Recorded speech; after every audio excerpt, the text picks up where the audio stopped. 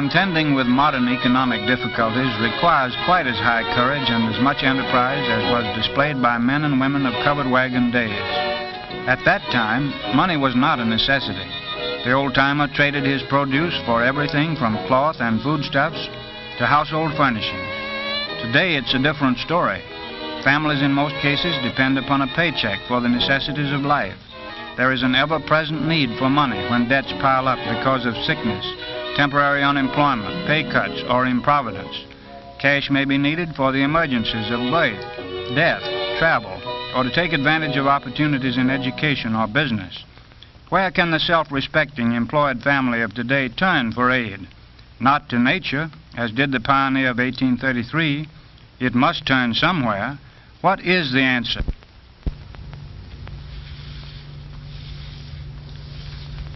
How much of a loan do you require, Mr. Brown? Well, I figure about $300. Are you a depositor here? No, I have no bank account. What collateral can you offer for this loan, Mr. Brown? I can offer only my record and my present salary. I'm very sorry, Mr. Brown, but I'm afraid we can't accommodate you. But I thought banks were supposed to make loans. They are, but we can't afford to retail money in small lots, except occasionally to accommodate a depositor. The average loan that we make is several $1,000s. We are acquainted with our customers' financial condition, so that it is only a matter of a few moments to make him a loan. Our costs will increase if we were to divide that loan between 50 or 100 people. It would require a great many more officers and clerks to handle the details. But I don't quite understand you.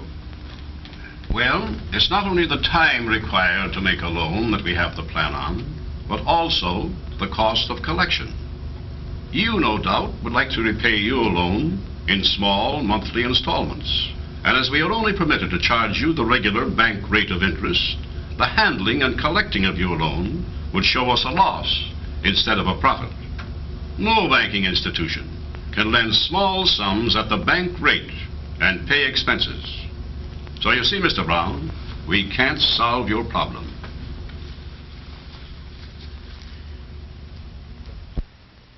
Evidently, this is not the answer. Then what is the answer?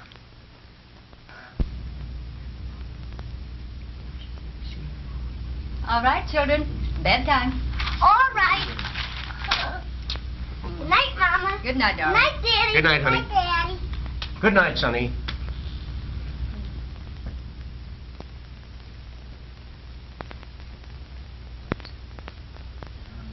Mary, I saw the banker today, and all I got was reasons why banks can't make small loans. Oh, then what are we going to do, John? We must have money to meet those overdue grocery and doctor bills. I don't know, dear, but we'll find some way.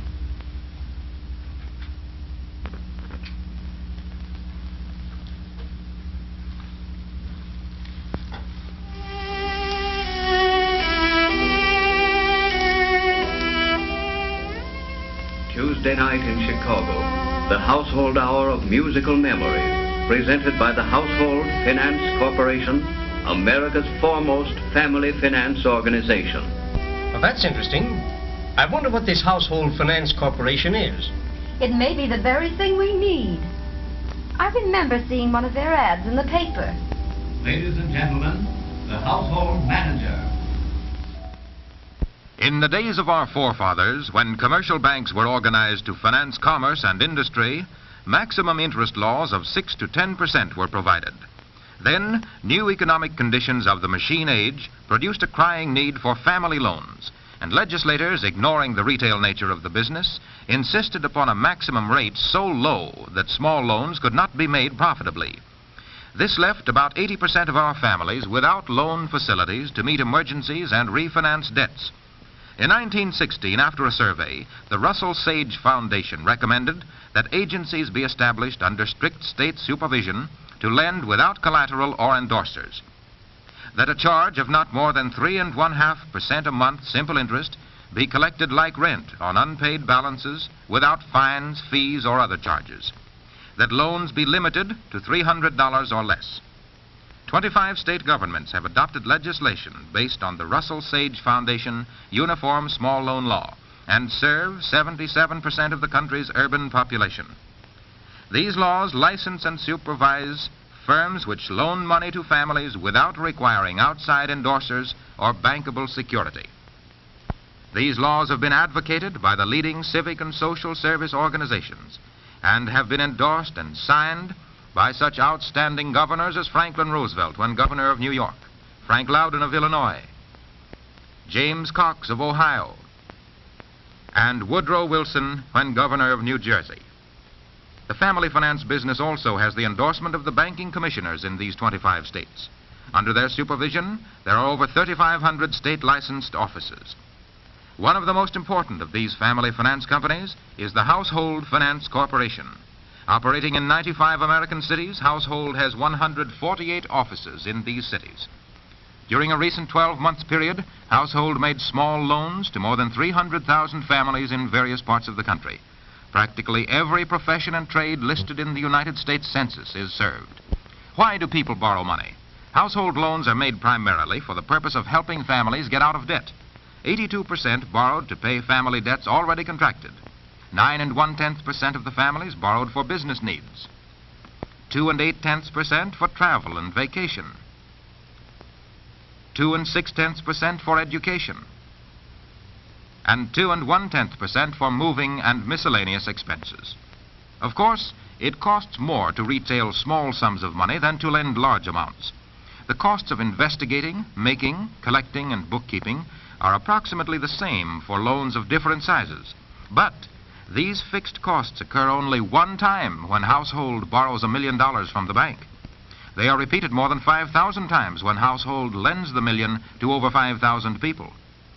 There are also 60,000 monthly collections and that many bookkeeping operations during a year. You will always find Household ready to give its customers the advantage of the lowest possible charges consistent with sound business practice. If in doubt, ask any bank about Household.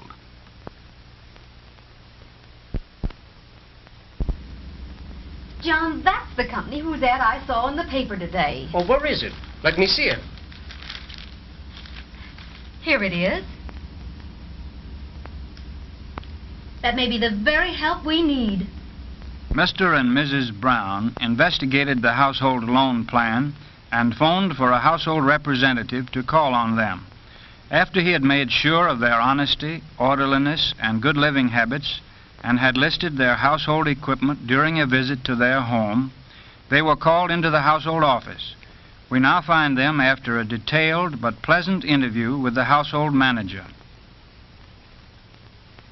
Well, Mr. Brown, we're satisfied as to your credit and income, and we're glad to make you the loan.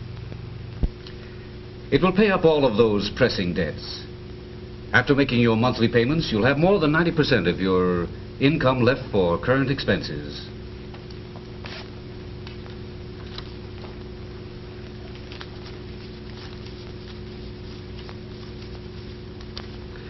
There is your money, and this is your payment book.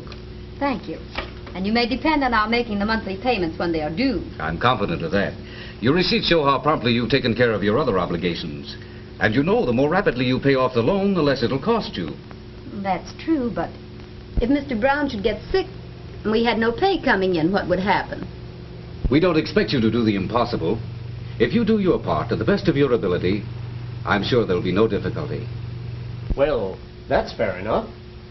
Oh, just a moment. Here's our money management booklet.